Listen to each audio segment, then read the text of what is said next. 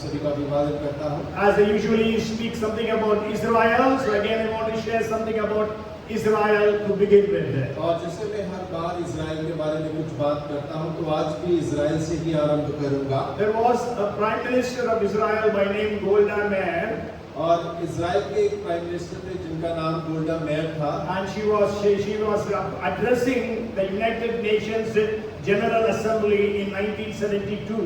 और 1972 में general assembly United states में वो अभिभाषण दे रही थी। And she said like this, और उन्होंने इस प्रकार से कहा, we can forgive the Arabs for killing our children. और उन्होंने कहा कि हमारे बच्चों को मारने की जो गलती हुई है उसे हम क्षमा कर सकते हैं। We can forgive the Arabs, our Palestinians. और अरब के लोगों को हम क्षमा कर सकते हैं। But we cannot forgive them for forcing us to kill their children. और लेकिन हम उस बात को क्षमा नहीं कर सकते हैं कि वो लोग हम पर दबाव डालें कि हम उनके बच्चों को मार डालें।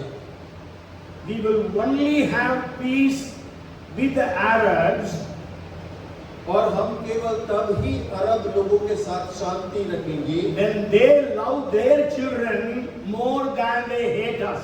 और कि वो जितनी हमसे नफरत करते हैं उससे ज्यादा वे अपने बच्चों से प्रेम करें। Okay, so yesterday you might have read or this morning that 4 hostages were miraculously they were rescued from Hamas.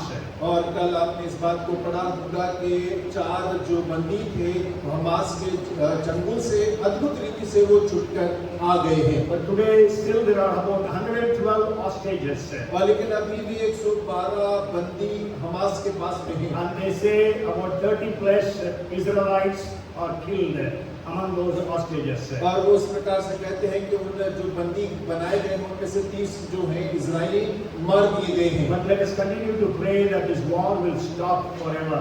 और हम प्रार्थना करते रहे निरंतर कि ये युद्ध जो है सदा काल के लिए समाप्त हो जाए। Is Hamas using the human shields? They will stop all their works. और हमास जो है वो मनुष्य को एक ढाल के रूप में इस्तेमाल करना प्रार्थना करेंगे, सारे कार्य जो हैं वो रुकने पाए। So a promised verse for the Israelites, Exodus chapter 33 verses 14 to 16. और निर्गमन इसका 33 verses 14 to 16. 33 उसका 14 से लेकर 16 तक। And he said, means God said, my presence will go with you and I will give you rest. Then he said to him, he means Moses, said to God, if your presence does not go with us, do not bring us up from here, for how then will it be known that your people and I have found grace in your sight, except you go with us, so we shall be separate, your people and I, from all the people who are upon the face of the earth. यहोवा ने कहा, मैं आप तेरे साथ चलूंगा और तुझे विश्राम दूंगा। मूसा ने उससे कहा, यदि तू आप न चले तो हमें यहाँ से आगे ना ले जा। यह कैसे जाना जाए कि तेरे अनुग्रह की दृष्टि मुझ पर और अपनी प्रजा पर है। क्या ऐसे नहीं कि तू हमारे संग चले, जिससे मैं और तेरी प्रजा के लोग पृथ्वी भर के सब लोगों से अलग ठहरे। Amen. Praise the Lord. So let's claim this promise for Israel when we pray for them. और जब हम इज़राइल के लिए प्रार्थना करते हैं तो आइए हम इस वचन की घोषणा भी करें। Yes, and let's also pray for Manipur. Again, I think some problems are started again there since the day before yesterday. और मणिपुर के लिए निरंतर प्रार्थना करते रहिए। कल परसों से वहाँ फिर से समस्या आरंभ हो गई है। Yeah. So today I want to share with you some things for our nation of India. और आज मैं अपने भारत देश के संबंधित कुछ बातों को आपके सामने रखना चाहूँगा। So we all prayed for the elections and the results So the results have been declared on the 4th of June. और हम सभी ने चुनाव के लिए प्रार्थना किया था और 4 जून को उन चुनावों के नतीजे घोषित हुए। And we praise God for the results. और हम परमेश्वर का धन्यवाद करते हैं जो परिणाम आए हैं। And we know a coalition government is going to swear to take the oath within few minutes.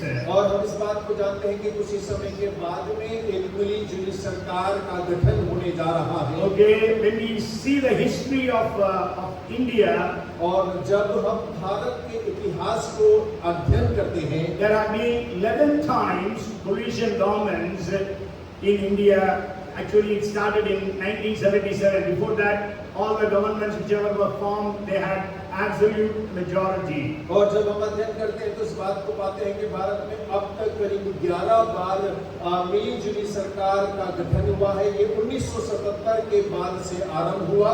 उससे पहले जो भी सरकारें थी वो पूर्ण बहुमत के साथ में सरकार बनाती थी। And out of the 11 times, 8 times the governments fell before the term. और देखिए उन 11 बार में से 8 बार की जो सरकारें हैं वो अपना कार्यकाल पूरा ना कर पाए।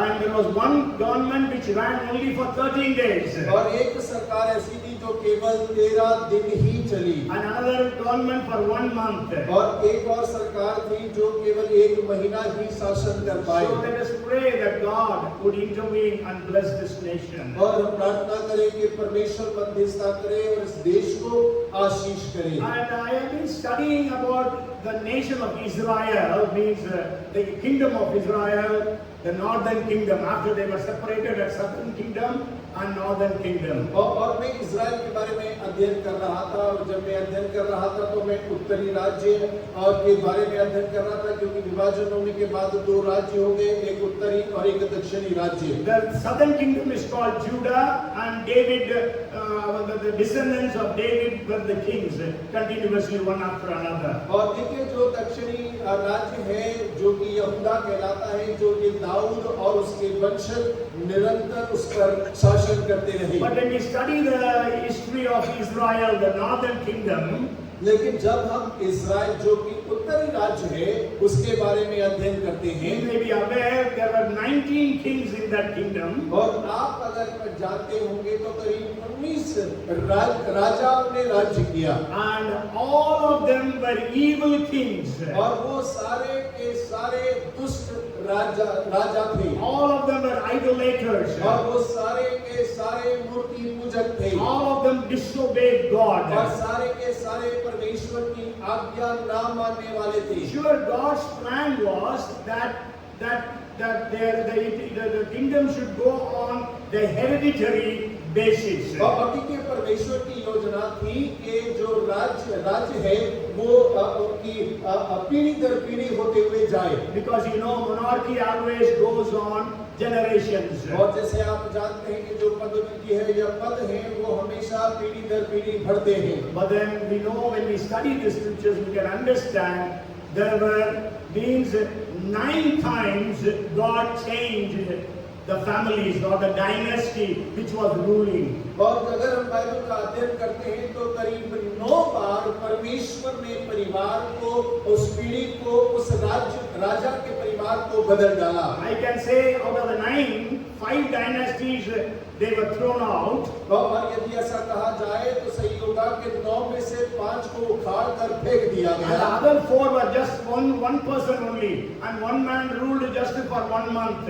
और उनमें 4 में से एक व्यक्ति जिसने केवल 1 महीना ही राज्य किया। Okay, so anyhow, so this is how God intervenes in the history or the political scenario of the nations. और देखिए परमेश्वर इसी प्रकार मध्यस्थता करता है, राजनीति के बीच में परमेश्वर हस्तक्षेप करता है। But let us pray according to Isaiah chapter 32 and verse 1. और हो कि हम यशाया 32 उसका पहले वचन के अनुसार प्रार्थना करें। Behold, a king will reign in righteousness, and princes will rule with justice.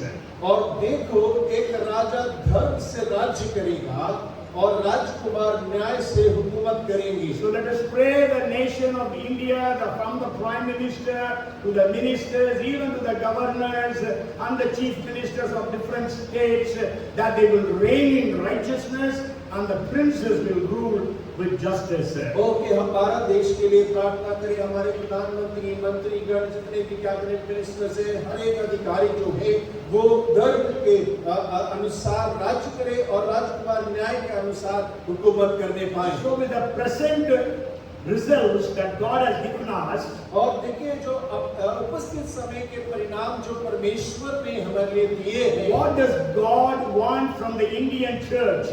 और परमेश्वर भारतीय कलीसिया से क्या चाहते हैं? What does God want the Indian church to do at this time? और परमेश्वर क्या चाहता है कि इस समय के अंदर में भारतीय कलीसिया करे? And I will share with you 3 V's, starting with V in English. और देखिए अंग्रेजी का जो भी शब्द अक्षर है उससे मैं 3 बातों को आपको बांटना चाहता So the हूँ। first thing is the church in India, even in church in Bhopal, we all must be vigilant in our prayers. और देखिए पहला जो भी है अंग्रेजी का वो ये है कि परमेश्वर चाहता है कि भोपाल की कलीसिया, भारत की कलीसिया और हम जो है वो प्रार्थना में जागृत हो जाएं। Okay, we must be vigilant in our prayer life. और हमें अपने प्रार्थना के जीवन के अंदर में जागृत होने की आवश्यकता When है। we read Matthew chapter 26 and verse 41, और जब हम मत्ती 26 उसका 41वां वचन पढ़ते हैं, Jesus told his disciples, watch and pray lest you enter into temptation. The spirit indeed is willing, but the flesh is weak. जागते रहो और प्रार्थना करते रहो कि तुम परीक्षा में ना पड़ो। आत्मा तो तैयार है परंतु शरीर दुर्बल है। So Jesus is telling the church, watch and pray. और यीशु मसीह कलीसिया से कह रहा है कि जागते रहो और प्रार्थना करते रहो। Why do you need to watch and pray? और क्यों वो चाहता है कि हम जागते और प्रार्थना करते रहें? 1 Peter chapter 5 and verse 8 says, और पहला पत्रस उसका 5:8 इस प्रकार कहता है, be sober, be vigilant, because your adversary, the devil, walks around like a roaring lion, seeking whom to devour. और सचेत हो और जागृत रहो क्योंकि तुम्हारा विरोधी शैतान गरजने वाले सिंह के समान इस खोज में रहता है कि किसको फाड़ खाए। Because Satan wants to tear up God's people. और क्योंकि शैतान परमेश्वर के लोगों को फाड़ खाना So चाहता we है। must be vigilant in prayer. और हमें तो सचेत और जागृत रहने की जरूरत है प्रार्थना में। Jesus said, spirit is willing, और यीशु ने कहा आत्मा तो तैयार है but the flesh is weak. और लेकिन शरीर दुर्बल है। We want to pray, और हम प्रार्थना करना चाहते हैं but we are not able to pray लेकिन प्रार्थना नहीं कर पाते हैं because we are disturbed so much, और क्योंकि हम बहुत ज्यादा विचलित हो जाते हैं and we are distracted so much, और हम बहुत ज्यादा ध्यान भटक जाता है and we have the spirit of drowsiness upon us whenever we pray. और जब कभी हम प्रार्थना करते हैं तो एक आलस का आत्मा हमारे ऊपर हावी हो जाता है। Then we have to overcome those things, और हमें तो उन सब के ऊपर में जय पाने की आवश्यकता and we है have to watch, we have to be vigilant and pray. और हमें तो जागृत रहना है, सचेत रहना है और प्रार्थना करना है। And Paul says, और पौलुस कहते हैं Colossians chapter 4 and verse 2, और कोलोसियों 4 उसके दूसरे पद में continue earnestly in prayer, be vigilant in it with thanksgiving. प्रार्थना में लगे रहो और धन्यवाद के साथ उसमें जागृत रहो।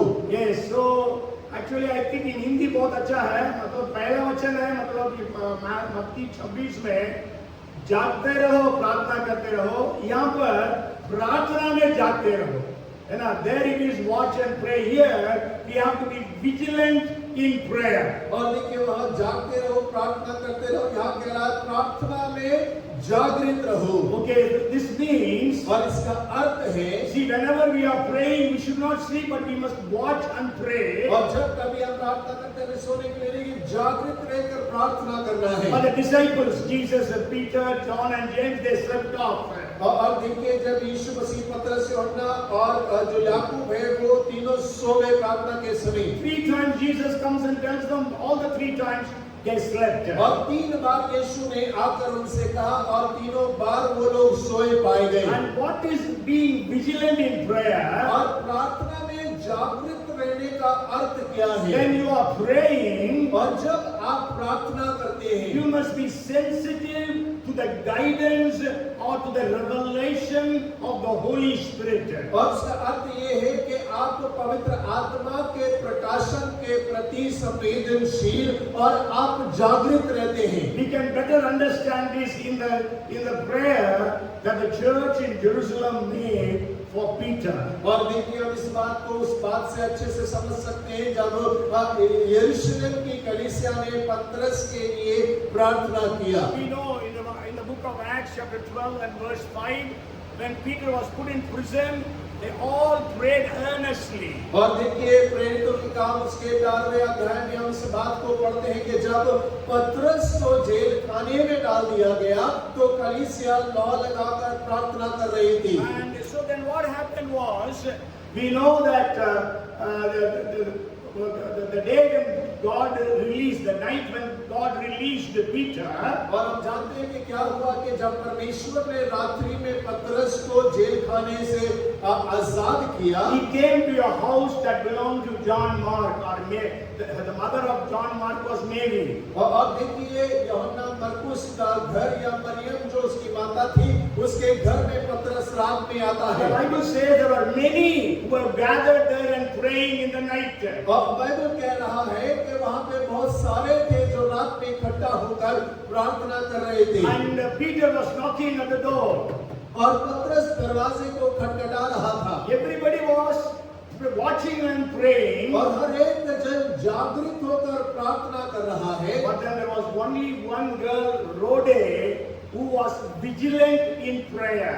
और देखिए केवल एक ही जन, केवल जो रोदा थी वो ही प्रार्थना में जागृत थी। And she could realize that Peter is knocking at the door, and she went and heard Peter knocking. और वो ही इस बात को पहचान पाई कि पतरस द्वार पर खड़ा खटखटा रहा है। उसने आवाज को सुना और जाकर उसको देखा। She was so excited. और वो इतना ज्यादा प्रोत्साहित हो गई। She did not open the door. और उसने दरवाजा नहीं खोला। She came and told the prayer warriors, "Oh, Peter has come and he is at the door." और उसने प्रार्थना योद्धाओं को आकर बोला कि अरे पतरस आजाद हो गया, वो दरवाजा खटखटा रहा है। So we must be vigilant in prayer, and we must be watching and praying. और देखिए हमें तो प्रार्थना में जागृत भी रहने की आवश्यकता है और सचेत होकर भी प्रार्थना करने की आवश्यकता है। So Rhoda believed that God is answering the prayer, and she expected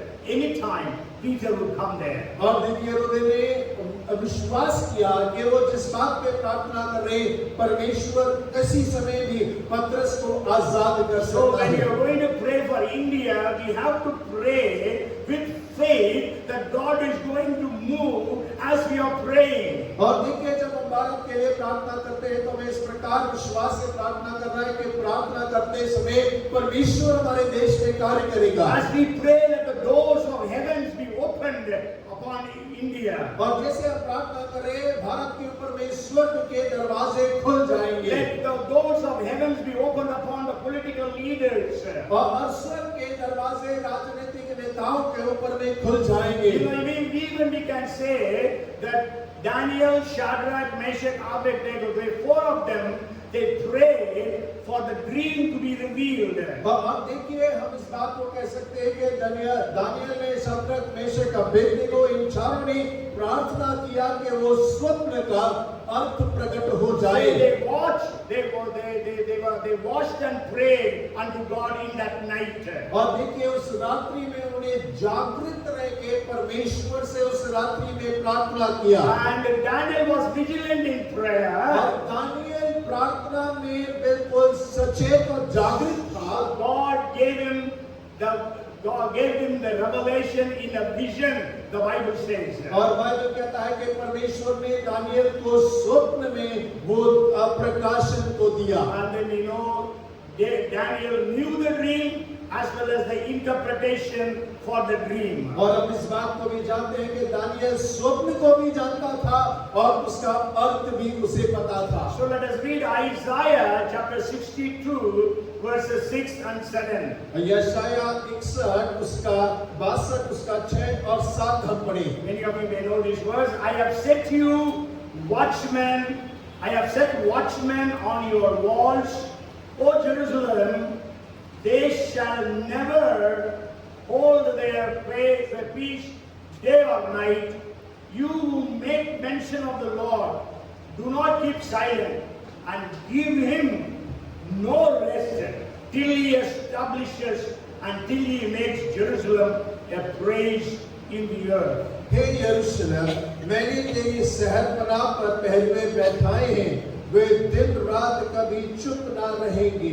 हे यहोवा को स्मरण करने वालों, चुप ना रहो, और जब तक वह यरूशलेम को स्थिर करके उसकी प्रशंसा पृथ्वी पर ना फैला दे, तब तक उसे भी चैन ना लेने दो। Amen. So let us adopt it for India. और हो कि हम इस वचन को भारत के लिए ग्रहण करें। I have set watchmen on your walls, O India. और मैंने तो भारत के शहर पनाह के ऊपर में पहरुए बैठाए हैं। And they shall never hold their peace day or night. और वे दिन रात कभी चुप ना रहेंगे। There are so many places in India where there is 24/7 prayers continuously going on. और देखिए भारत में कई ऐसे स्थान हैं जहाँ 24 घंटे 7 दिनों निरंतर प्रार्थना बिना रुके चल रही है। Many places in South India, in Tamil Nadu, another place, Kerala, like that. और देखिए बहुत सारे स्थान हैं दक्षिण भारत के अंदर में, तमिलनाडु में, केरल में और भी कई स्थानों पे हो रहा है। Okay, so the Bible says that you who make mention of the Lord, do not keep silent. और वो कहता है कि जो यहोवा को स्मरण करने वालों, चुप ना रहो। And give him, means give God no rest till he establishes and till he makes India a praise in the earth. और जब तक वे भारत को स्थिर करके उसकी प्रशंसा पृथ्वी पर ना फैला दे, तब तक परमेश्वर को चैन ना लेने दो। So the first thing that the church in India needs to do at this time, at this juncture, is we have to be vigilant in prayer. और देखिए भारत की कलीसिया को इस समय के अंदर में जो सबसे पहला बिंदु करने की आवश्यकता है वो ये है कि वे प्रार्थना में जागृत हो जाएं। Let us pray, God, give me the spirit of prayer and intercession. और हो के हम परमेश्वर से प्रार्थना करें, परमेश्वर मध्यस्थता और प्रार्थना करने के अभिषेक से मुझे भर दे। I bind the spirit of drowsiness, the spirit of disturbance, the spirit of destruction from the lives of the people in the name of Jesus. और यीशु मसीह के नाम से लोगों के जीवन के ऊपर से हर एक आलस की, हर एक ध्यान भटकाने की, हर एक नींद लाने वाली आत्मा को यीशु के नाम से हम बांध देते हैं। I always say there are 3 D's that disturb, that hinder our prayers. और मैं हमेशा कहता हूँ कि 3 P हैं जो हमेशा, 3 D's. और 3 D हैं जो हमेशा हमारी प्रार्थना को भंग करते हैं। Drowsiness, disturbance and distraction. और वो ये है कि आलस होना, ध्यान भटकना और हमारा नींद आना। Okay? ध्यान भटकना और disturbance को याद करना तो डिस्टर्ब करते हैं। Okay. So the second B is the church needs to be vibrant. Vibrant. और देखिए जो दूसरा V अंग्रेजी अक्षर है उससे होता है कि कलीसिया को हमेशा जीवित होने की आवश्यकता है। Yes. So we have to be vibrant in our lives and also in the ministries. और हमें तो अपने जीवन के अंदर और सेवकाई के अंदर में जीवित होने की आवश्यकता है। In the first century church, they were called as the people who turned the world upside down. और पहले सदी के कलीसिया के लोगों को इस प्रकार कह के बुलाया गया कि उन्होंने संसार को उलट-पुलट कर दिया है। That's what we read in Acts chapter 17 and verse 6. और वही हम प्रेरितों के काम 17 उसके 6 वचन में पढ़ते हैं। And when we read Acts chapter 4 verse 16, और जब प्रेरित 4:16 आप पढ़ेंगे, it says, saying, what shall we do with these men? Means it's talking about Peter and John. For indeed that a notable miracle has been done through them. That is, a lame man from birth, 40 years of age, being healed then and there. So through them is evident to all who dwell in Jerusalem, and we cannot deny it. और हम इन मनुष्यों के साथ क्या करें, क्योंकि यरूशलेम के सब रहने वालों पर प्रकट है कि इनके द्वारा एक प्रसिद्ध चिन्ह दिखाया गया है। एक 40 वर्ष का लंगड़ा चंगा किया गया है और हम उनका इनकार नहीं कर सकते हैं। Yes, so let us pray that such ministries will happen in India. और हो के प्रार्थना करें कि इस प्रकार की सेवकाई भारत की कलीसिया के अंदर में होने पाए। Vibrant ministries. और एकदम जीवंत कलीसिया सेवकाई होने पाए। People cannot deny the miracles that are going to happen. और ऐसे चमत्कार जिनका लोग इनकार ना करने पाए। Even when you read Acts chapter 5 and verse 28. और जब हम 5वें अध्याय के 28वीं आयत को पढ़ते हैं, Again they are talking to the apostles. They are saying, did we not strictly command you not to teach in His name, that is name of Jesus? And look, you have filled Jerusalem with your doctrine and intend to bring this man's blood upon us. और देखिए वो प्रेरितों से इस बात को कहते हैं, क्या हमने तुम्हें चिताकर आज्ञा ना दी थी कि तुम इस नाम से, यानी कि यीशु के नाम से उपदेश ना करना? तो अभी देखो तुमने सारे यरूशलेम को अपने उपदेश से भर दिया है और उस व्यक्ति का लहू हमारी गर्दन पे लाना चाहते हो। So we have to pray that the church in India will be vibrant in evangelism, in ministries, and in their lifestyle. और हमें तो प्रार्थना करने की आवश्यकता है कि भारत की कलीसिया सेवकाई के अंदर में, सुसमाचार प्रचार के अंदर में, और उसके साथ वो अपने जीवन के अंदर में एक जीवित कलीसिया होने पाए। Let there be outstanding healings and miracles happening through the churches in India. और होने दे के भारत की कलीसिया के अंदर में, कलीसिया के द्वारा अद्भुत चिन्ह और चमत्कार होने पाए। We need to be filled with the zeal of the Lord. और हमें तो परमेश्वर की उस जलन से भरने की आवश्यकता है। So Jesus was filled with the zeal for God. और यीशु मसीह तो परमेश्वर की जलन से भरा हुआ था। That's why when he went and saw the temple was so much corrupted, he went and drove them all, beat them up. और यही वजह है कि जब वो मंदिर में गया, उसने देखा कि मंदिर तो सारी अशुद्ध बातों से भरा हुआ है, तो उसे क्रोध आया, उसने कूड़ा बनाया और सारे चीजों को मंदिर से बाहर कर दिया। In John chapter 2 and verse 17 it says, और यूहन्ना 2 उसके 17 में वो कहता है, when his disciples remembered that it was written, zeal for your house has eaten me up. और तब उसके चेलों को स्मरण आया कि लिखा है, तेरे घर की धुन मुझे खा जाएगी। So let us be filled with the zeal of the Lord. और हो के हम परमेश्वर की धुन से भर जाएं। When David saw Goliath challenging the people of God. और जब दाऊद ने देखा कि गोलियात परमेश्वर के लोगों को चुनौती दे रहा है, David says, और दाऊद कहता है, who is this uncircumcised Philistine to defy the armies of the living God? और ये कौन है जो कतरा रहित फिलिस्ती परमेश्वर की सेना की नाम बुराई करता है? So that is what we read in 1 Samuel 17 and verse 26. और पहला सामुएल 17 अध्याय उसके 26वीं आयत में हम पढ़ते हैं। Jesus said in John chapter 10 and verse 10, और यीशु ने यूहन्ना 10:10 में इस प्रकार से कहा, the thief does not come except to steal and to kill and to destroy, but I have come that they may have life and that too in abundance. चोर किसी और काम के लिए नहीं, परंतु चोरी करने और घात करने और नष्ट करने को आता है। मैं इसलिए आया कि वे जीवन पाए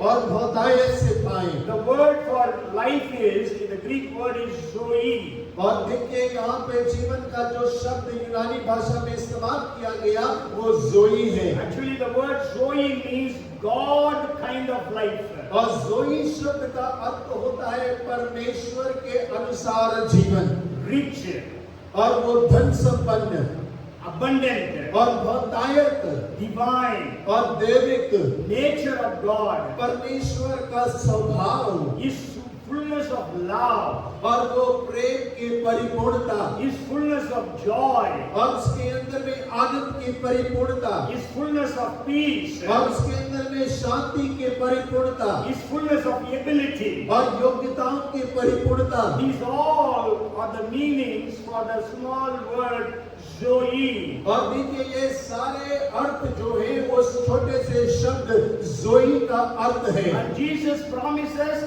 this kind of life for everyone who believes in Him. और यीशु मसीह हर एक जन जो उस पर विश्वास करता है उसके लिए इस जीवन का वायदा करता है। The first century church had that life. और पहले सदी की कलीसिया के पास में वो जीवन उपलब्ध था। That's why they were vibrant. और इसीलिए वो लोग जीवित कलीसिया थी। Sure, God has been using some of His people, some of His servants in a mighty powerful way. और हाँ, परमेश्वर कुछ लोगों को, अपने कुछ दासों को बड़े सामर्थ्य रूप से इस्तेमाल कर रहा है। And as I told you about about Paul Yamicho and even some others as well. और जैसे मैं पहले भी आपको पॉल यामीचो और अलग परमेश्वर के सेवकों के बारे में बता चुका हूँ। And we all know about Reinhard Bonnke. और हम सब रेनाल्ड बॉन्के को जानते हैं। Reinhard Bonnke was a man from Germany. और रेनाल्ड बॉन्के जो है वो जर्मनी देश से आते हैं। And he went to a Bible college in United Kingdom. और वो यूनाइटेड किंगडम में अपने बाइबल अध्ययन के लिए गए।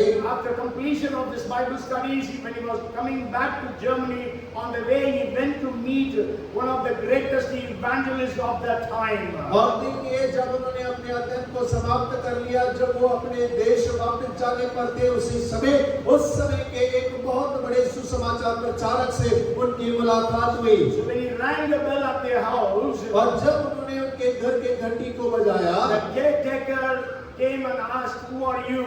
और वहाँ की देखभाल करने वाली ने आकर पूछा, आप कौन हैं? And he said, "I am Reinhard Bonnke. I just finished my studies. I am going back to Germany. I wanted the preacher to come out to pray for me." और उन्होंने कहा कि मेरा नाम रेनाल्ड बॉन्के है, मैंने अपने बाइबल का अध्ययन समाप्त किया, अपने देश जा रहा हूँ, तो मैं चाहता हूँ कि प्रचारक आए और मेरे लिए प्रार्थना करें। I didn't remember, otherwise we were taken down his name. His name is somewhere. Okay, anyhow.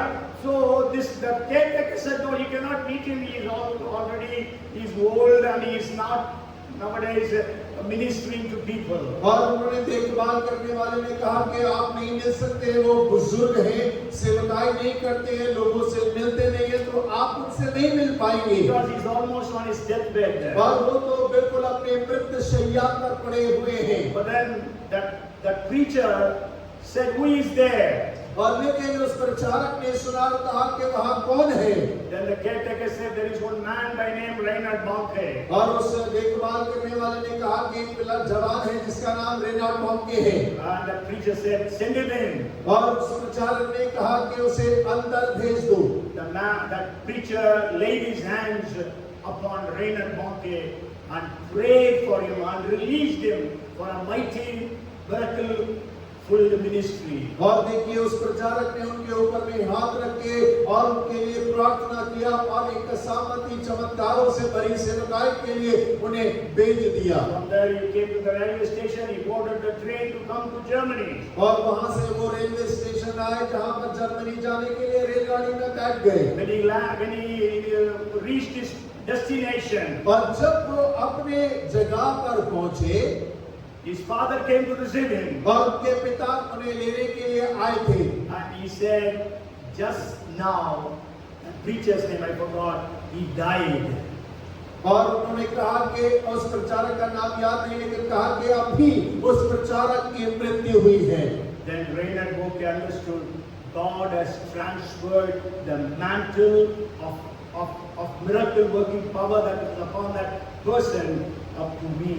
और देखिए उसी समय रेनाल्ड बॉन्के इस बात को समझ गए कि परमेश्वर ने वो चमत्कार की सेवकाई का चादर जो उस सेवक के ऊपर में था, परमेश्वर ने अब मेरे ऊपर में डाल दिया है। God led Reinhard Bonnke to go to South Africa to start the ministry. परमेश्वर ने अगुवाई किया रेनाल्ड बॉन्के की वो दक्षिण अफ्रीका में जाकर सेवकाई को आरंभ करे। You all may remember South Africa was under the grip of apartheid. Means the whites are persecuting the blacks. So the whites were not accepted in many places. और देखिए उन दिनों में ऐसा था कि जो गोरे हैं वो काले लोगों के ऊपर में उन्हें जुल्म करते थे, उनको बंदी गुलाम बनाते रहते थे। यही वजह थी कि कई जगहों पे गोरों को ग्रहण नहीं किया जाता था। You know, those days even South African team cannot play cricket matches. और उन दिनों में ऐसा था कि दक्षिण अफ्रीका की टीम क्रिकेट मैच नहीं खेल सकती थी। Those days, if you have taken a passport, in that passport it will be written to all countries except RSA, means Republic of South Africa. और देखिए उन दिनों में यदि आप पासपोर्ट बनाते Indian passport. और भारतीय पासपोर्ट पे इस प्रकार से लिखा होता था कि आप साउथ अफ्रीका नहीं जा सकते, बाकी सारे देशों में आप यात्रा कर सकते Okay, हैं। here just to bring you notice, so when Reinhard Bonnke reached there, so when he started the ministries, और रेनल्ड बॉन्के वहां पहुंचे और उन्होंने अपनी सेवकाई को जब आरंभ किया, I'm not telling you all the things, details, but then I have to cut short the story. When he began to preach, और देखिए मैं कहानी को छोटा करा, लेकिन जब उन्होंने प्रचार करना आरंभ किया, so the black fundamentalists, they used to come and disturb the meeting. और वो जो काले वहां पर रूढ़िवादी लोग थे वो आकर सभा को सभा में परेशानी डालते। And so what they used to do is they used to try to throw bricks and beer bottles at the stage. और वो क्या करते थे, वो ईंट का टुकड़ा, बियर की बोतल स्टेज के ऊपर फेंका करते थे। Okay, but then when they used to lift up their hands, they used to fall then and there by the power of God. और जैसे वो फेंकने के लिए अपने हाथ को उठाते, परमेश्वर की सामर्थ के द्वारा वो वहीं गिर जाते थे। And God, we can say, I always say this, God, the most powerfully used man on the face of this earth was Reinhard Bonnke. और मैं हमेशा इस बात को कहता हूँ कि इस पृथ्वी के ऊपर में सबसे ज्यादा सामर्थ्य रूप से इस्तेमाल किया गया जो जन है वो रेनल्ड बॉन्के है। Sure, after Peter and Paul. और पतरस और यूहन्ना के बाद पौलुस के बाद में। Okay, and I want to tell you, through Reinhard Bonnke's ministries, 77 million means 7.7 crores of people accepted Jesus. और देखिए मैं आपको बताना चाहता हूँ रेनल्ड बॉन्के की सेवकाई के द्वारा 7.7 करोड़ लोगों ने मसीह को ग्रहण किया है। That means the whole of Madhya Pradesh. और इसका अर्थ है कि एक पूरा मध्य प्रदेश के बराबर That जनसंख्या, happened in Africa. और वो भी अफ्रीका में हुआ And he है। always used to say, I want to drive out Satan from South Africa. और वो हमेशा इस प्रकार कहते थे कि मैं दक्षिण अफ्रीका से शैतान को भगाना Then चाहता he used हूँ। to take the names of every country in Africa. और वो अफ्रीका के हर देशों का नाम लिया करते And then थे। at the end he will say, I want to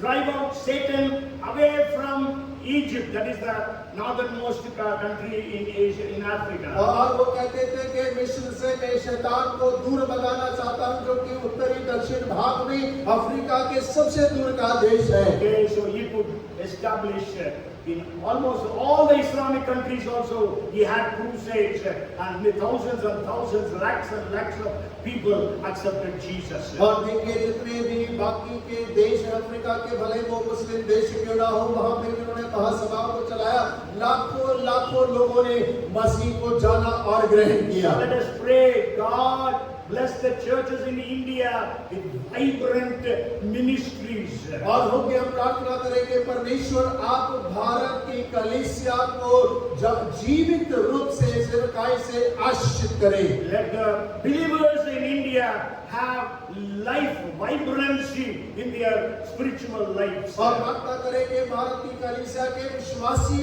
जो हैं वो जीवित हो जाए, उनका जीवन एक जीवंत होने पाए। And then the third V is और जो तीसरा वी है violent. और वो जो है वो और हिंसक होना चाहिए। But then violent we cannot openly say. So another word I found out just before coming to the church, and that is valiant. और देखिए दूसरा शब्द जो मैंने पाया है वो शूरवीर है। Okay, so means we have to be vigilant in prayer, और हमें तो प्रार्थना में जागृत होना है, vibrant in life and ministries, और सेवा और जीवन में हमें जीवित होना है, violent or valiant in our spiritual spiritual warfare. और हमारे आत्मिक मलयुद्ध के अंदर में हमें तो शूरवीर होने की आवश्यकता है। Violent with the spiritual forces that are working in the nation of India. और भारत देश के अंदर में आत्मिक अंधकार की जितनी भी शक्तियां कार्य कर रहे हैं उनके प्रति हमें जो है हिंसक और शूरवीर होने की आवश्यकता है। We all know the very famous verse in Ephesians chapter 6 and verse 12. और देखिए इफिसियों की पत्री उसका 6वां अध्याय उसका 12 वचन जो है हम सब अच्छे से जानते The हैं। Bible says we wrestle not against flesh and blood but against principalities, powers, rulers of darkness of this age and wicked forces in heavenly places. और क्योंकि हमारा यह मलयुद्ध लहू और मांस से नहीं परंतु प्रधानों से और अधिकारियों से और इस संसार के अंधकार के हाकिमों से और उस दुष्ट की आत्मिक सेनाओं से है जो आकाश में है। Whether you know it or not, you are in the army. और आप जाने या ना जाने आप सेना के अंदर में हैं। Whether you like it or not, you are in the army. और आपको पसंद आए या ना पसंद आए आप तो सेना में भर्ती You हैं। are in the army of God. और आप परमेश्वर की सेना में हैं। We are not fighting a human army, और हम किसी मनुष्य सेना से नहीं लड़ but we रहे are fighting a spiritual army. और हम तो यहाँ पर एक आत्मिक सेना से मलयुद्ध कर रहे हैं। That's why Paul says in 2 Corinthians chapter 10 and verse 4. और इसीलिए दूसरा कुरिन्थियों 10 उसके 4 में पौलुस इस प्रकार कहते हैं The weapons of our warfare are not carnal, but they are strong through God to the pulling down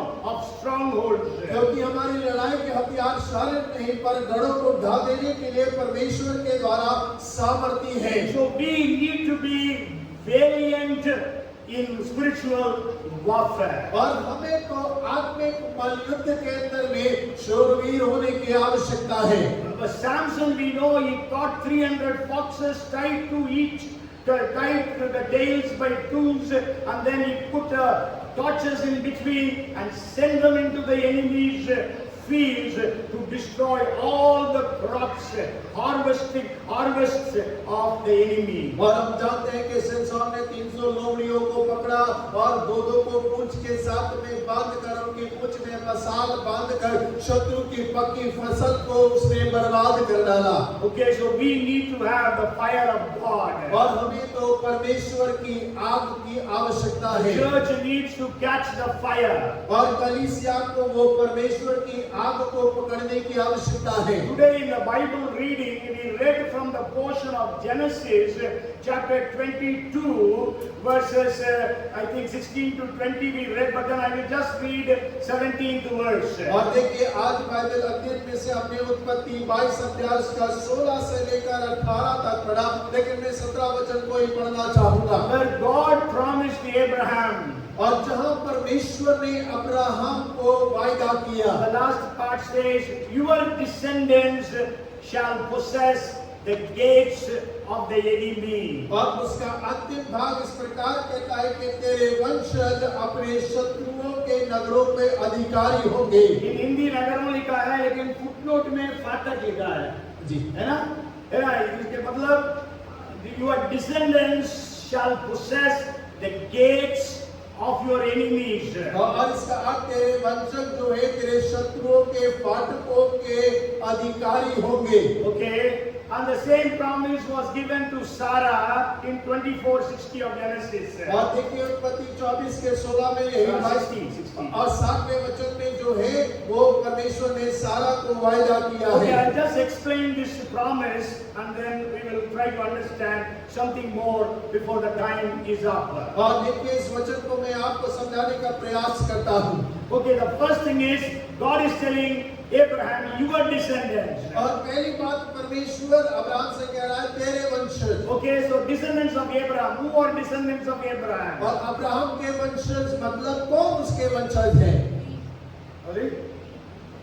Okay, before that, Isaac, Jacob, Joseph, his 12 sons, means Jacob's 12 sons, then Moses, Joshua, like that we can come with the descendants of Abraham. और देखिए Abraham के बाद में इसहाक, इसहाक के बाद में याकूब, याकूब के बाद में उसके 12 लोग बच्चे मूसा, यहोशू, इस प्रकार हम उसके वंशजों को देख सकते हैं। Till we know Jesus came he was the descendant of Abraham. और अब देखिए यीशु मसीह के आगमन तक जो कि अब्राहम का ही वंशज है। And you can ask me, what is that promise to do with us?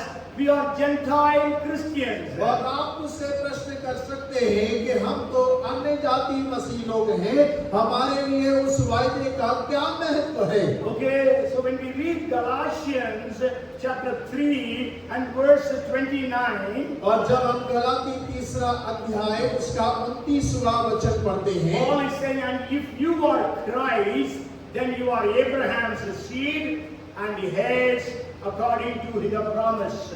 और अब उस प्रकार पौल कह रहा है, और यदि तुम मसीह के हो तो अब्राहम के वंश और प्रतिज्ञा के अनुसार वारिस भी हो। So every Christian believer is a descendant of Abraham. और हर एक मसीह विश्वासी अब्राहम का वंशज है। This means that the church of Jesus Christ is the descendants of Abraham. और इसका अर्थ ये है कि यीशु मसीह की कलीसिया वो अब्राहम की वंशज है। And God promised to Abraham, your descendants shall possess the gates of the enemy. और परमेश्वर ने अब्राहम से वादा किया कि तेरे वंशज जो हैं वो तेरे शत्रुओं के फाटकों के अधिकारी So होंगे। we know we are the descendants of Abraham. और हम जानते हैं कि हम तो अब्राहम के वंशज हैं। Hallelujah. Hallelujah. So we have the promises that were given to Abraham. We also have it. और देखिए हमारे पास में वायदा है, जैसा अब्राहम को वायदा किया वैसे हमारे लिए भी वो दिया गया है। And then the second word or phrase I want to explain to you is gates of the enemy. और दूसरा बात जो है वो है शत्रु के फाटक के बारे में आपको समझाना मांगता हूँ। In today's terms, what does the gate mean? और आज के परिभाषा में देखें तो उन फाटकों का मतलब क्या है? Today's gates, almost every one of our houses have gates. और देखिए हम में से हर एक के घर के अंदर में दरवाजे हैं। Okay, फाटक है और फाटक हैं, है ना? So what is the use of gates in our houses? और हमारे घर के अंदर में उस फाटक का क्या उपयोग है?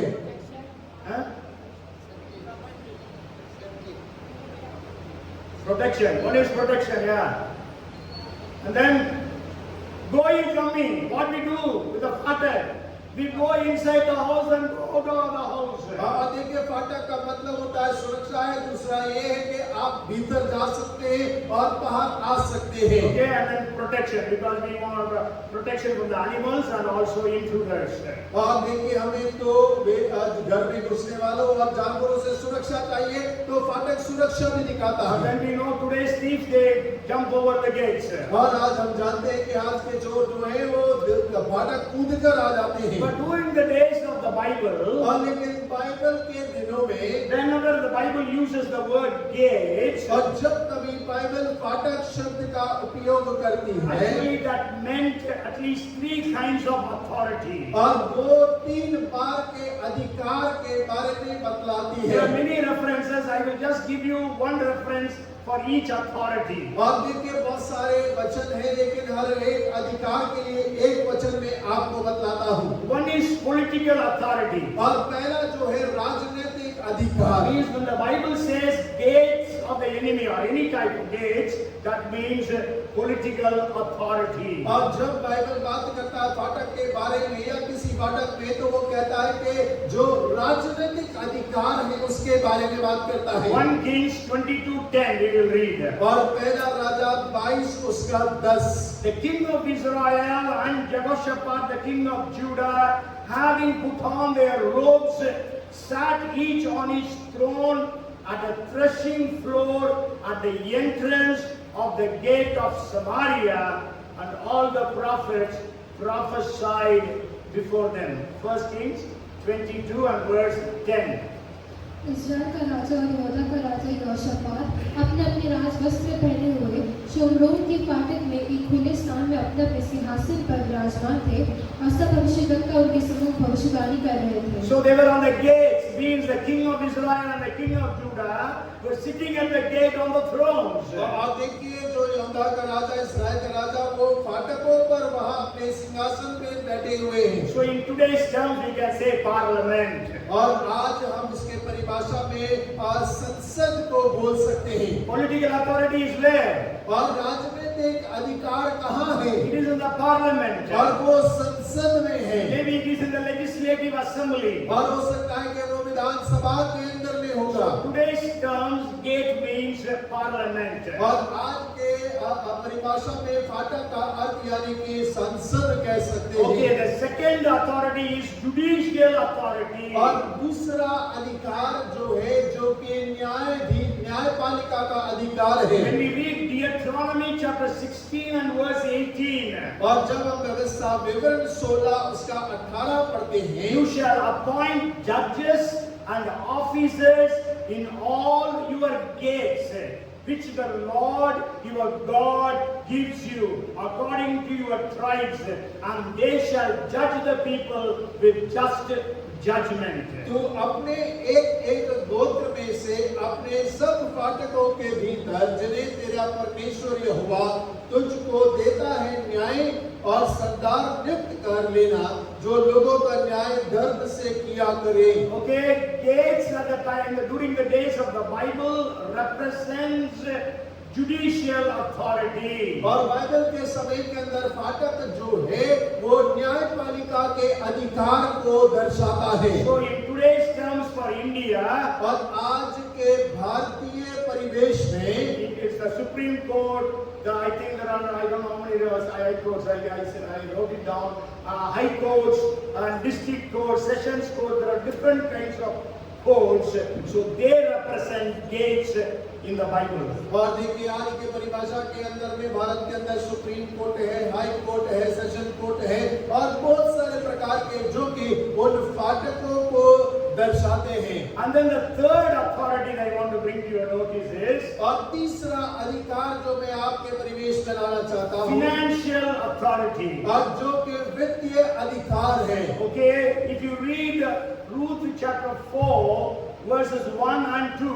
और रूत उसका चौथा अध्याय का 1 और 2 आप पढ़ेंगे। Now Boaz went up to the gate and sat down there, and behold, the close relative of whom Boaz had spoken came by. So Boaz said, "Come aside, friend, sit down here." So he came aside and sat down, and he took 10 men of the elders of the city and said, "Sit down here," and they sat down. और तब Boaz फाटक के पास जाकर बैठ गया, जिसे छुड़ाने वाले कुटुंबी की चर्चा बोआज ने की थी वह भी आ गया। तब बोआज ने कहा, हे मित्र, इधर आकर यहाँ बैठ जा। तो वह उधर जाकर बैठ गया। तब उसने नगर के 10 वृद्ध लोगों को बुलाकर वहीं बैठाया, वे भी बैठ गए। You go home and read the 4th chapter fully, then we continue to read, we find out that they say that now you have to buy the inheritance of Naomi. That is what Boaz tells the other man. और देखिए आप घर जाकर उसके 4थे अध्याय को पूरा पढ़िएगा। आगे पढ़ते हैं तो बोआज इस प्रकार से कहता है कि अब तुम्हें नओमी की संपत्ति जमीन को खरीदने की आवश्यकता होगी। Okay, so it's buying and selling used to take place at the gates. और खरीदना और बेचना जो है वो फाटकों के पास में हुआ करता था। So what is today's thing in India? और आज वो भारत में किस प्रकार से नजर आता है? Okay, RBI. और RBI है, Maybe stock exchanges. और स्टॉक शेयर बाजार हो सकता Okay, है। so like that you can just compare. और इस प्रकार से आप तुलना कर सकते And हैं। God told Abraham, your descendants shall possess the gates of the enemy. और परमेश्वर ने अब्राहम से वादा किया कि तेरे वंशज शत्रुओं के फाटकों के अधिकारी होंगे। And we know that it happened. We know Joseph was a slave, but he became the prime minister. और हम जानते हैं ऐसा होते हुए हमने देखा है यूसुफ जो गुलाम था लेकिन वो प्रधानमंत्री बनाया गया। Moses was a slave, but he became the Pharaoh's daughter's son. और देखिए मूसा जो कि गुलाम का बेटा था लेकिन फिरौन की बेटी के बेटे के रूप में पालन पोषण हुआ And then he became the deliverer of Israel. और उसके बाद में वो इस्राएल जाति के छुटकारा लेकर आने वाला He बन was गया a terror to Pharaoh. और वो तो फिरौन के लिए एक डर बन गया So in the Old Testament we know Daniel, Shadrach, Meshach, Abednego.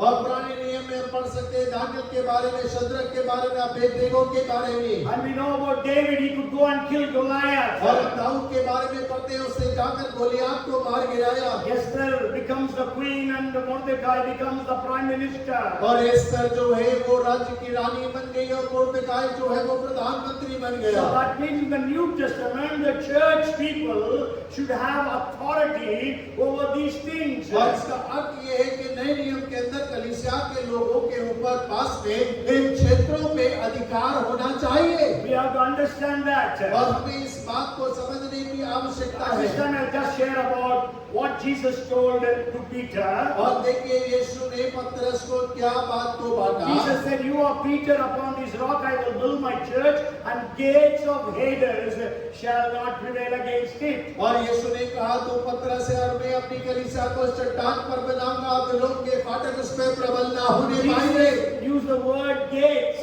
और यीशु मसीह ने वहां फाटक शब्द का प्रयोग किया है What does gates of Hades mean? और अधलों के फाटक का अर्थ क्या है Jesus said the gates of Hades shall not prevail against the church. और यीशु मसीह ने कहा दिलों के फाटक कलीसिया पे प्रबल ना होंगे That does not mean that the gates here it will come and attack the church. और इसका मतलब ये नहीं है कि यहाँ पे जो फाटक है वो कलीसिया पे आकर हमला करेंगे Gates of Hades means the plans, the devices, the strategies, every device of Satan. They cannot overpower the church. और फाटकों का अर्थ है वो योजनाएं वो कल्पनाएं जो शैतान अपने कलीसिया के विरुद्ध में बनाता है वो कलीसिया के ऊपर में प्रभावी ना होने पाएंगी Okay, that is what happened in the first century. और वही पहली सदी में हो रहा था Satan wanted to attack the church. और शैतान कलीसिया पे हमला करना चाहता था Every time he tried to attack the church, became overcomers. और हर बार जब उसने कलीसिया पे प्रयास किया कलीसिया ने उसके ऊपर में जय पा लिया They came and threatened them that they should not preach the gospel. और उन्होंने लोगों ने आकर उन्हें धमकाया कि वे सुसमाचार ना सुनाए But the church began to preach with all boldness. और देखिए कलीसिया बाहर गया और बड़े हियाव के साथ उन्होंने प्रचार किया Satan wanted to bring sin in the church, hypocrisy in the church. और शैतान तो कलीसिया के अंदर में पाप लेकर आना चाहता था पाखंड लेकर आना चाहता था He used Ananias, Sapphira. और उसने हननिया सफेरा का इस्तेमाल किया But when God gave the gifts of the Holy Spirit to Peter, Peter revealed those things. और परमेश्वर ने पवित्र आत्मा का वरदान पतरस को दिया पवित्र आत्मा ने इन बातों पे पतरस के ऊपर में प्रकट कर दिया And they both were struck down dead. और दोनों के दोनों वहीं पर एक बार में पार गिरा दिए Then गए Satan put all the 12 apostles into the prison. और उसके बाद में शैतान ने 12 प्रेरितों को जेल खानों में डाल दिया God sent an angel and released them. परमेश्वर ने दूत को भेजकर उन्हें आजाद करा दिया Then Satan again tried to bring division in the church. और उसके बाद में शैतान ने प्रयास किया कलीसिया के अंदर में विभाजन डाल दे But then the church began to multiply. और लेकिन कलीसिया जो है वो बहुगुणित होता चला गया Every time the gates of Hades could not prevail against the church. और फिर एक बार अधलोक के फाटक कलीसिया के ऊपर में प्रबल ना होने पाए Then Satan brought martyrdom. Stephen was stoned to death. और उसके बाद में शैतान ने चेलों को मारना आरंभ किया शहीद करना स्टीफनुस को पथराव करके मार दिया गया And then we know the church, which was only in Jerusalem, it spread all over Judea and Samaria. और देखिए हम जानते हैं कलीसिया जो केवल यरूशलेम में था लेकिन उसके बाद में यहूदिया शमरिया में फैल गया So when God said to Abraham, your descendants shall possess the gates of the enemy. और परमेश्वर ने जब अब्राहम से कहा कि तेरे वंशज शत्रुओं के फाटकों के अधिकारी So होंगे we the church, और हम जो कलीसिया we हैं are the descendants of Abraham. हम जो अब्राहम के वंशज So हैं we must possess the gates of the enemy. और हमें तो शत्रु के फाटकों पर अधिकार जमाना That है means we have to have authority in the political system, in the judiciary and also in the economy. और इसका अर्थ ये है कि हमें राजनीतिक क्षेत्र के अंदर में, न्यायपालिका के क्षेत्र के अंदर में और वित्त क्षेत्र के अंदर में अधिकार को पाने की आवश्यकता है। Maybe we may not be number one. और हो सकता है कि शायद हम प्रथम ना होंगे। But we know Joseph was not number one, Joseph was number two.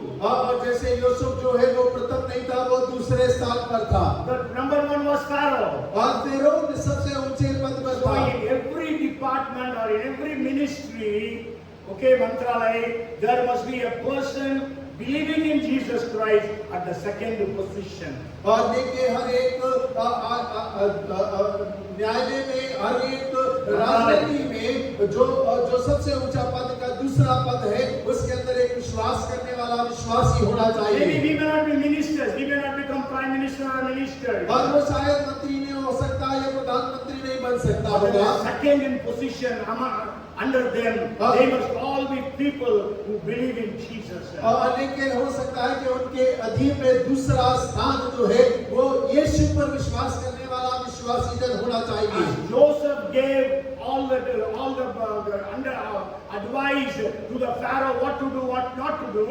और जैसे यूसुफ ने फिरौन को सलाह दी क्या करना चाहिए, क्या नहीं करना चाहिए, We have to be like that. और हम लोगों को वैसा ही होने की We आवश्यकता है। have to be valiant or violent in spiritual warfare. और इसीलिए हमें तो आत्मिक युद्ध के अंदर में हिज्जत और शूरवीर होने की आवश्यकता है। We God's people must reach that position. और हम परमेश्वर के लोग ताकि उस स्थान तक, उस जगह पहुंच पाए। Or at least we pray that people in the second position, many of them will accept Jesus. और या तो हम प्रार्थना करें कि वो लोग जो दूसरे पद पर हैं वे मसीह को जानने पाए, उसे अपना जीवन देने पाए। IAS officers, और IAS ऑफिसर हो, okay, IPS, IFS, IRS officers, और IPS, IFS ऑफिसर, जितने भी अधिकारी हैं, pray for the judges, और प्रार्थना करें न्यायाधीशों के लिए, the political leaders, और राजनीतिक नेताओं के लिए, sports personalities, और जो खेल कूद के व्यक्तित्व हैं, people in the film industry, और जो फिल्म इंडस्ट्री के अंदर में कार्य करते हैं, scientists, और वैज्ञानिक, criminals, और जो बदमाश हैं, and business tycoons, और बड़े बड़े जो व्यापारी हैं, religious leaders, और धार्मिक अगुवे जो हैं, people in the media. और जो लोग मीडिया के अंदर में कार्य करते We, हैं, the church, it's high time we are vigilant and pray and see that people in high positions are all believers in Christ. और ये वो समय है कलीसिया जागृत हो जाए और प्रार्थना करें कि जो ऊंचे पद में लोग हैं वो ऐसे लोग हो जो मसीह को जाने और उसका भय मानने वाले हो। This is what happened in South Korea. और देखिए यही दक्षिण कोरिया के अंदर भी होने पाया। A Buddhist country has become a Christian country. और एक बुद्धिस्ट देश था जो आज एक मसीह देश में परिवर्तन The हुआ। president believes in Jesus Christ. और जहाँ पे जो राष्ट्रपति है जो मसीह पर विश्वास करता है 116 MPs believe in Christ Jesus. और 160 एमपी जो है मसीह यीशु पर विश्वास करते हैं And they all are on fire for God. और वो सब परमेश्वर के लिए बड़ी जलन रखते They हैं all spend hours in prayer. और वे सारे घंटों प्रार्थना में बिताते हैं। So can't God do in India? क्या परमेश्वर भारत में नहीं कर सकता? Can't the church in India possess the gates of the enemy? और क्या भारत की कलीसिया शत्रु के फाटकों पर जय प्राप्त नहीं कर सकता? Through the results of the election this time, और या इस बार के चुनाव के परिणामों के द्वारा God has proved to the church परमेश्वर ने कलीसिया को ये बात सिद्ध कर दिया God is answering the prayers of Indian church. और परमेश्वर भारतीय कलीसिया का प्रार्थना का उत्तर दे रहा है। God wants to do something in the nation of India. परमेश्वर भारत देश के अंदर में कुछ करना चाहता है। But will you and I, will we be vigilant in our prayers? और क्या मैं और आप अपनी प्रार्थना में जागृत होंगे? Or still we will be sleeping? और क्या या फिर हम अभी भी सोते रहेंगे? Will we have vibrant lifestyle?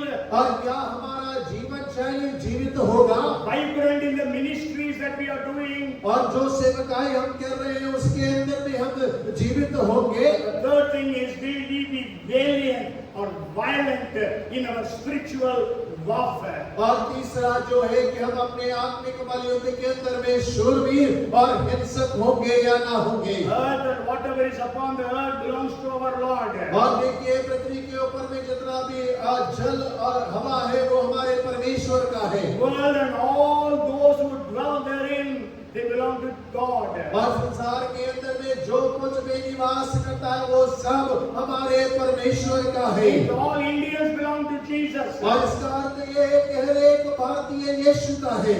So what are we going to do today? और आज हम क्या करने वाले हैं? Satan has encroached upon the people. और शैतान ने लोगों के ऊपर में दबाव डाला, उन तक पहुंचा है। Okay, if you have a land and somebody has encroached upon your land, what will you do? और यदि आपके पास कोई जमीन है और किसी ने उस पर कब्जा कर लिया तो आप क्या करेंगे? Hallelujah, praise the Lord.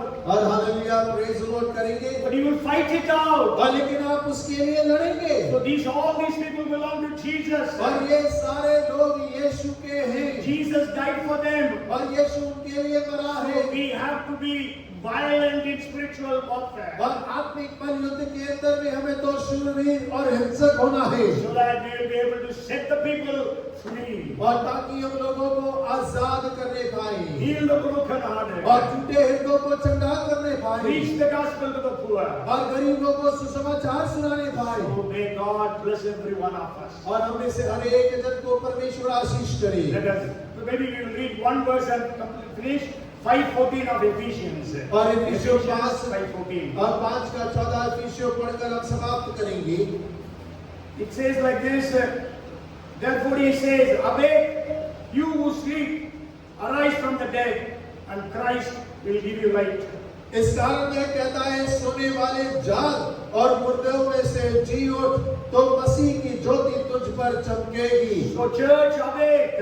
और कलीसिया जागृत हो जाए। Come, let us pray. आइए प्रार्थना करें। Come, let us all be on our feet. और होके हम अपने पांव पर खड़े हो जाएं। Father, we are so grateful to you this evening. और आज शाम के लिए परमेश्वर हम आपके बहुत धन्यवादी हैं। Thank you for the results of the election. और परमेश्वर हम आपका धन्यवाद करते हैं उन चुनावों के परिणामों के लिए। Even right now, as the government is taking, the swearing in ceremony is being done in Delhi. और परमेश्वर जैसे अभी शपथ ग्रहण समारोह दिल्ली के अंदर में घटित होने जा रहा है। Pray for all the leaders. और हम सारे नेताओं के लिए प्रार्थना करते हैं। Lord, that they will all be able to rule with all righteousness and justice. हम प्रार्थना करते हैं कि सारे नेता गण धार्मिकता और न्याय के साथ में राज्य करने पाए। Also this time we pray for the church in India. और इस समय भारत की कलीसिया के लिए प्रार्थना करते We are हैं। all standing here representing the church all over India. और परमेश्वर हम सब जो यहाँ खड़े हैं भारत की पूरी कलीसिया को प्रस्तुत करते हैं। As a prophetic sign. और परमेश्वर एक भविष्य सूचक चिन्ह के रूप में From Kanyakumari to Kashmir. और कन्याकुमारी से कश्मीर तक Gujarat to Manipur. और गुजरात से मणिपुर तक Representing every big and small churches. और परमेश्वर हर एक बड़ी छोटी कलीसियाओं को प्रस्तुत करते We हैं। declare today, और आज घोषणा करते हैं Lord, we Indian church, we are arising from our sleep. और परमेश्वर हम घोषणा करते हैं कि भारत की कलीसिया नींद से जाग जाए। We commit ourselves to be vigilant in prayer. और हम अपने आप को प्रार्थना में जागृत होने के लिए समर्पित करते We हैं। commit the Indian church to be vibrant in lifestyle. परमेश्वर हम भारत की कलीसिया को उनके जीवन शैली के अंदर में एक जीवित रूप में घोषणा करते हैं। We declare the Indian church to be vibrant in the ministries and evangelism. और परमेश्वर हम घोषणा करते हैं कि भारतीय कलीसिया सेवकाई में सुसमाचार प्रचार में वो एक जीवित कलीसिया के रूप में हो जाए। We commit the Indian churches to be violent and to be valiant in spiritual warfare. और परमेश्वर हम भारतीय कलीसिया के आत्मिक बलयुद्ध के अंदर में शूरवीर और हिंसक होने के लिए समर्पित करते हैं। Bring down every stronghold of Satan. और परमेश्वर हर एक शैतान के गढ़ों को ढाते हैं। And we, the Indian church, will be able to possess the gates of the enemy. और हम भारतीय कलीसिया शत्रु के फाटकों पे अधिकार करने पाए। Over the political system. और परमेश्वर राजनीतिक तंत्र Over में the judiciary. और न्यायपालिका के तंत्र Over the में economy of this nation. और इस देश के वित्तीय अर्थव्यवस्था पर God raise such people among amongst the churches. कलीसियाओं के मध्य से ऐसे लोगों को खड़ा करिए Add such people unto the churches. और परमेश्वर ऐसे लोगों को कलीसिया में जोड़ दीजिए Even as your word says that the hearts of the kings are in the hands of the Lord, as flowing rivers wherever He desires, He turns it. और परमेश्वर जैसा आपका वचन कहता है कि राजाओं का हृदय नालियों के समान परमेश्वर के हाथ में है जहां तू चाहता है वहां उन्हें मोड़ देता है So turn the hearts of the kings towards Jesus. और परमेश्वर सारे राजाओं का हृदय यीशु की ओर मुड़ने In the पाए name of Jesus. और यीशु मसीह के नाम में Bless the churches in India. और भारत की कलीसिया को आशीष करे Bless the churches in और Bhopal. भोपाल की कलीसिया को आशीष करे Bless this church, O Lord, we pray. और परमेश्वर इस कलीसिया को जैसे प्रार्थना करते हैं आप आशीष करें Lord, we give you all the glory and honor. और हम आपको सारा आदर और महिमा देते हैं Let this word bring forth fruits 34, 64, 100.